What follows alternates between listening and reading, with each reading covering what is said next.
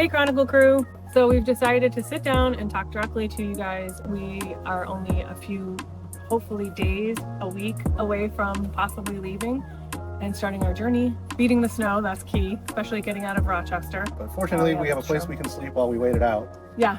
If we can turn around, since we don't have chains, but we do have all-wheel drive, which sometimes is good enough according to the DOT in the States. It's always sketchy. I would definitely feel better with chains on tires if that was really what the situation required. Mm-hmm. And plus the tires that we have are the all-terrain tires, but they are not 3-peak rated, but they are the tires that came with the van, and I am happy that they are all-terrain tires. But is it all-terrain or all-terrain? All-terrain. All-terrain. Okay.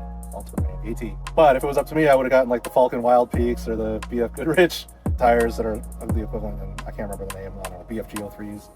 You know, they are all-terrain tires, and you know, they just aren't going to perform as well as the other more expensive tires in snowy and muddy conditions. That said,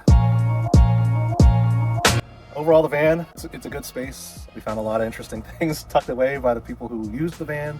Usually a lot of receipts, a lot of weird black styrofoam, which I think must have been for packing electronics. The interesting part though was getting the E-track off. And the E-track was kind of difficult because I hadn't really worked with removing rivets before. And then actually grinding the rivets off was a challenge since I had never done that before, which was made easier with a step drill bit in particular, using an angle grinder, which I purchased. And actually was good for more than one thing because it actually helped us cut a hole in the roof for the fan. Getting the van prepped, you know, was interesting because, you know, it is coming from the Northeast, which isn't ideal because of the salting, and the undercarriage and everything looks good overall, but I suspect we'll want to probably take care of some things as we go. So far, I really like the van. I think it will be easier to maneuver and get around. I feel comfortable driving it. It feels pretty spacious. I mean, I can say that now because our stuff's not in here yet. So once our stuff's in here, I might change my mind. In my mind, I was like, oh, under the bed, could we put like a little bean bag and you could just... I mean, you could. Lie into there, like, because they have those oversized dog beds that are round, and our dogs love those. You did the van. And then the next thing you bought was the bed frame. Was that easy or hard to put up? That was easy to put together. It came in a fairly heavy packaging because it's square steel tubing, but it came with most of the hardware I needed. The only thing I had to add was the slat or the support for the mattress on top of the frame. Oh, the slats. It only has 2 attachment points in the back near the barn doors. And that only took you a day, right? Yeah, I mean, you know, and then I had to cut the slats. I mean, I could have just used one big piece of plywood, or I guess 2 technically, because it would have been more than just one 4x8 piece of plywood.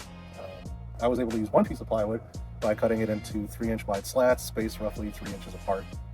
And that way I was able to provide, you know, the necessary airflow and support and a little bit of, you know, springiness maybe. So it wasn't quite so hard as just laying on top of one big board, solid board. So definitely a big fan of the bed. Gave us plenty of clearance, 36 inches. The price was good because it was on sale.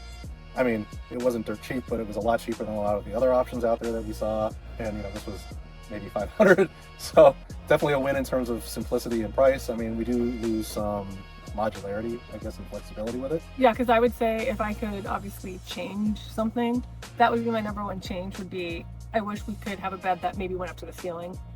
You really miss that elevator bed in Betty. I do miss that elevator bed in Betty. I do. A Murphy bed, I thought that was cool too, but then you do lose obviously like a lot of that space. And again, I like those It's options. expensive. I think you would have to support it somehow because I don't think the ceiling ribs are strong enough to support the weight of us, plus the mattress, plus the hardware, plus the frame. Maybe if you used actuators from the floor to kind of put it up and maybe attach to the frame on the sides, that might do it. But I don't know about from the ribs. As it is, they say that the load on the top is only 400 pounds. What did you do next after the bed? We got the van rug first, and to your point, the rug was cut to shape of the van already, and it also included minicell foam underneath the, I guess, rug surface. I mean, it's not woven. It's I'm not really exactly sure how to describe it, but the fabric surface is over the foam, which was designed to fit exactly over the floor pattern design. I'm not sure what that's called, but there's a bunch of bumps in the floor that go north-south, and they're not exactly straight lines, and they're not exactly all the same size and shape, and so it's designed to account for that. We ended up using it over the floor panels and the subfloor that we installed, which means that the minicell cutouts and stuff aren't flat now. I do like that it provides insulation underfoot. It is not easy to keep clean, but I'm not really ready to count it out yet. I guess at some point in the future, we could put down some kind of vinyl flooring instead and take out the VanRug. Our biggest concern, this is my number one, you don't think like, you're like, oh, well, I can just take my shoes off when I come in and out. But like, you put your shoes on and then all of a sudden you're like, oh, I forgot something. It's kind of like in the house. Like you're like, oh, I forgot something. And then you're gonna take the shoes off, put it back on, take it off, put it back on. We have to remember to like take our shoes off. But then again, we have 3 dogs and they're gonna come in and out with their little feet. So the next thing we did was the panels. So we ordered a set of floor, ceiling, and wall panels from a company in Chicago. Felt it was a pretty good deal because everything was CNC cut to fit, easy to set up, which kind of fit in with our minimalist vibe. Honestly, it wasn't really that much higher price than purchase all the materials plus the templates from other companies that were selling paper templates that you would cut out against and stuff like that. So we felt it was worth it. And overall, I think it went really well. The floor was really good. We did learn that the little gaps underneath were meant to be hand cut with that extra board they sent us. So that because you have to put 3 pieces for the floor that go underneath the on top of the XPS foam. And so we had to glue that down, and that wasn't a big deal. I mean, that's what a lot of people do. Some people do end up screwing their floors down into the frame, I guess. But the side panels overall went up pretty well.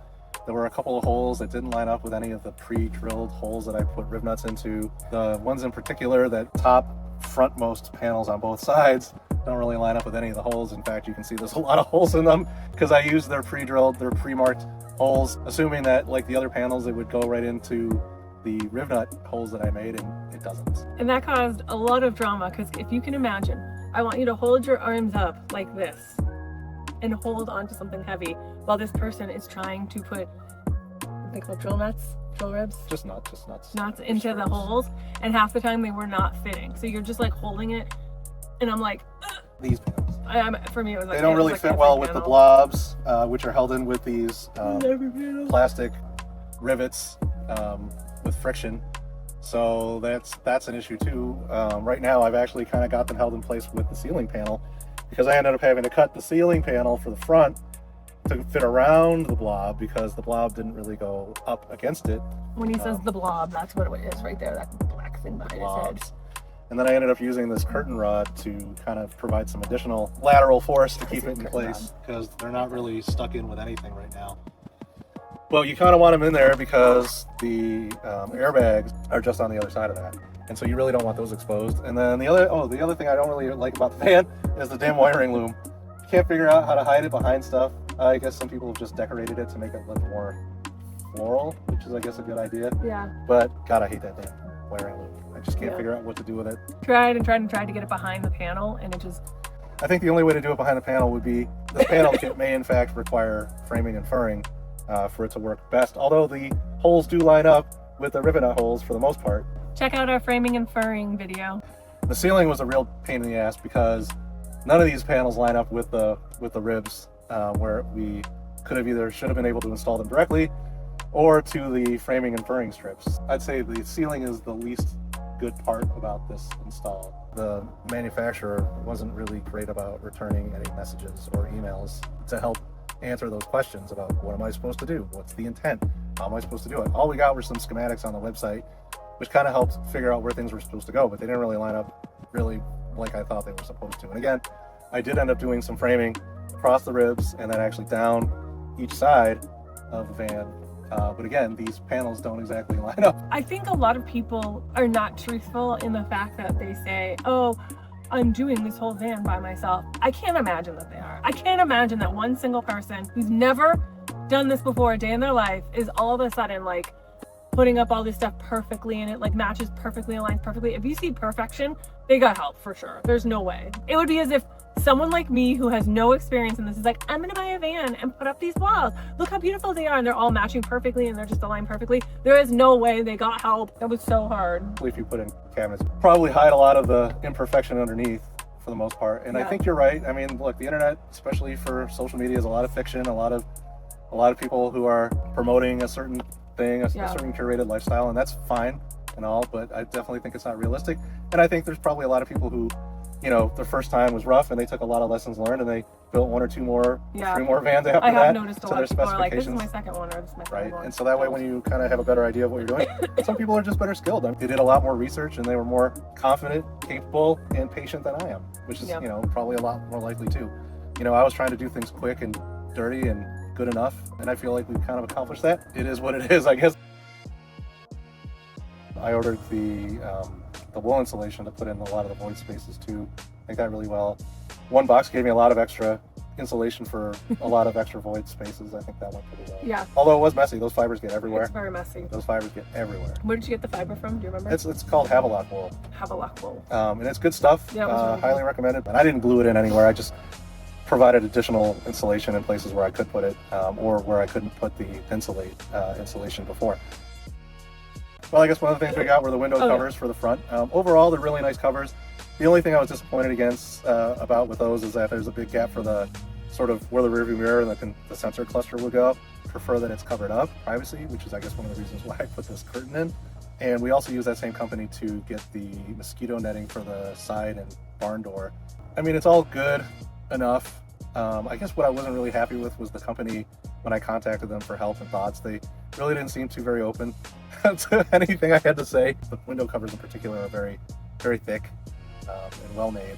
The mosquito netting seems to be the same thing for all installs. You got to put it behind or sandwich it in between the rubber weather stripping, and getting it just so and not too tight but not too loose, and you know, especially in the back. Yeah, the weathering stripping was a nightmare to put on and off. It wasn't so bad. Oh my god, I think you're forgetting all how bad things were. I think it's just because I hadn't done it before and I was getting frustrated. I think once I figured it out, the next time I did it, this isn't the first time I did it. You know, I've gone back and redone it. I know. So I'm saying we're talking about the first time. It went easier. Yeah, the first time was tough because I didn't know what I was doing and I was getting annoyed. The other thing is like where the pass-through is for the door latches in the back, those didn't quite line up. Just didn't really like the company that we were doing business with. But the stuff they sell did the job, or doing the job, we hope. Although it doesn't keep the dogs inside. We had to put in a rug, which you think like, great, you just put a rug down. No, you have to buy the rug for this particular van. And then you have to put down things underneath the rug and then you had to glue all of that down so it doesn't maneuver around. We did the walls, and of course, like you order the walls, you order a rug, and then you don't think about the fact that you have to do the stuffing behind it, the stuff underneath the rug. Then you have to cover the windows, and if you want electricity in here, there's no electricity, you have to do the electrical. Then if you are going to be in a really hot climate, a lot of people said you really need an AC, you have to do the AC. So then you have to think about the bed, getting it off the ground. So it's like, in your mind, when I thought no builds, like I was like, throw a bed in there, throw a cooler, call it a day, in my mind. So I didn't say no build, I said minimal. But like we kept saying no build. So like, No. But you have to realize even if you say, I'll pull up the videos, there's a whole bunch of times you say no build. So every time, so that's what you have to think about. Minimal build, no build. It is going to take a few months usually to do it, especially if you don't have someone to help you all the time. Yes. But anyway, so yes, in this video, it is tough doing it by yourself. so in this video, we talked about the rug, the walls, the stuffing, insulation, and next we will talk about the accessories that you kind of have to buy. You don't have to buy them, but like they really make it being more luxurious, especially if you're thinking about living inside of a van. You really thought we were just going to throw a mattress on the floor? No, but I'm saying like, where are you going to put everything else? I know, not on the floor, but like, I know. We could have ordered a lower bed too, but then we would have had less room underneath to put stuff. But anyway, so watch the next video, and we'll talk about the different accessories that we thought, or maybe we do, maybe we don't need. I guess we'll come to find out once we're on the road. But thanks for watching this video, and please subscribe, like, and share.